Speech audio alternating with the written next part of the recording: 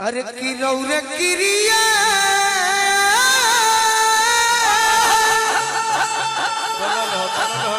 अरे कहतानी हम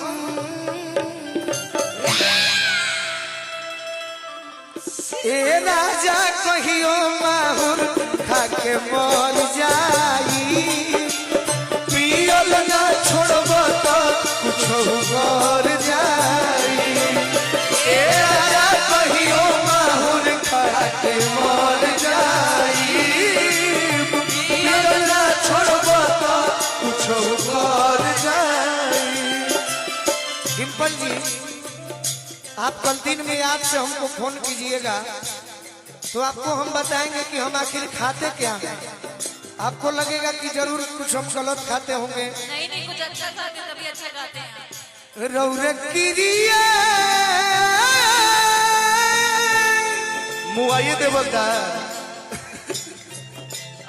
अरे कहतानी हम ए राजा कहियो माहुर खाके मर जाई पियल न छोड़ब तो कुछ कर जाई ए राजा कहियो माहुर खाके मर जाई पियल न छोड़ब तो कुछ कर जाई।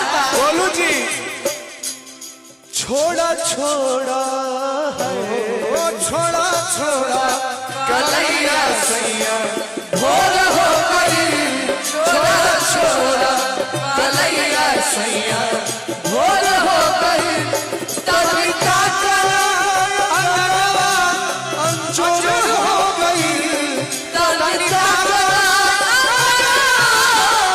अंजोर हो गई छोड़ा छोड़ा कलैया सैया भोर हो गई छोड़ा छोड़ा ए राजा कहियो माहुर खाके मर जाई पियल ना छोड़ब तो कहियो मर जाई ए राजा कहियो माहुर खाके मर जाई।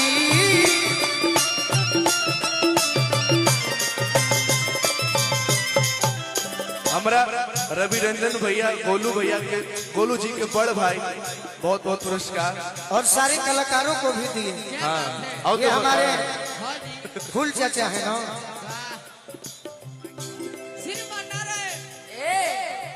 हमारा के लगही सुतालिया हमारा के लगही सुतालिया बेटा राउर का के रोज करे लेता बेटा राउर का रूपी के करे लेता ए राजा कहियो माहुर खाके मर जाई पियल ना छोड़ब तो कहियो मर जाई। कहतारी इसका जवाब नहीं आ देती जी अरे बड़ा दिन सोहनी अब नाही सह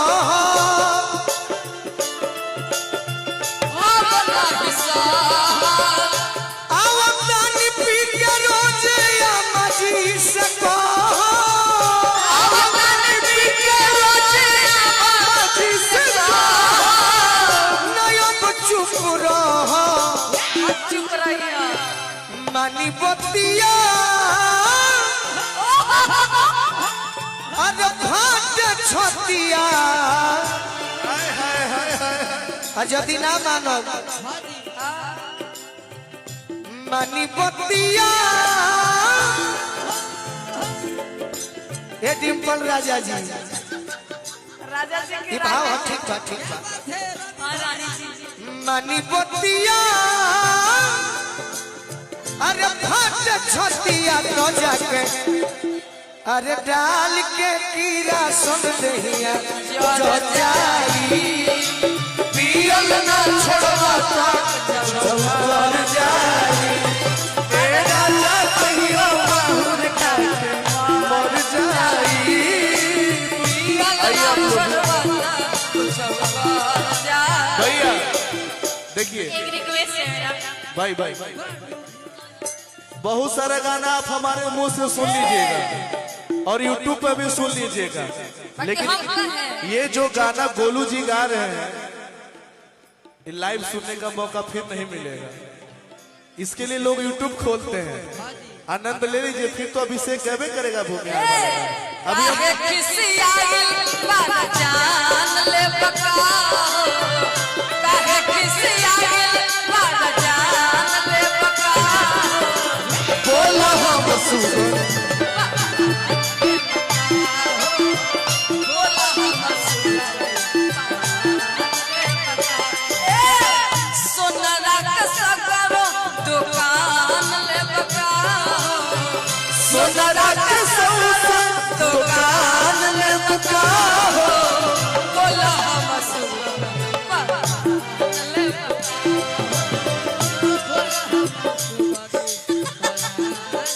यही में ए राजा कहियो बाहुर मर जाई पियल ना छोड़बो त मर जाई ए राजा कहियो बाबू मर जाई पियल ना छलवता मौज उड़ाई खूबे केहू नाही रोकी। उड़ाई घूमे केहू नहीं रोकी रही न कुकुरी न रौरा के भोगी। रही न कुकुरी न रौरा के भोगी। केहू नहीं टोकी। बहुत बहुत धन्यवाद भैया, लव यू। इहे रहना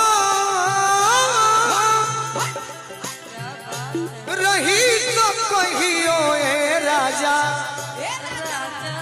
जाके रेलगाड़ी करे पर जाई। पियल ना छोड़ब तो कुछ कर जाई। ए राजा कहियो बाहुर खाके मर जाई। पियल ना छोड़ब तो कुछ कर जाई। थोड़ा रीड बढ़ा के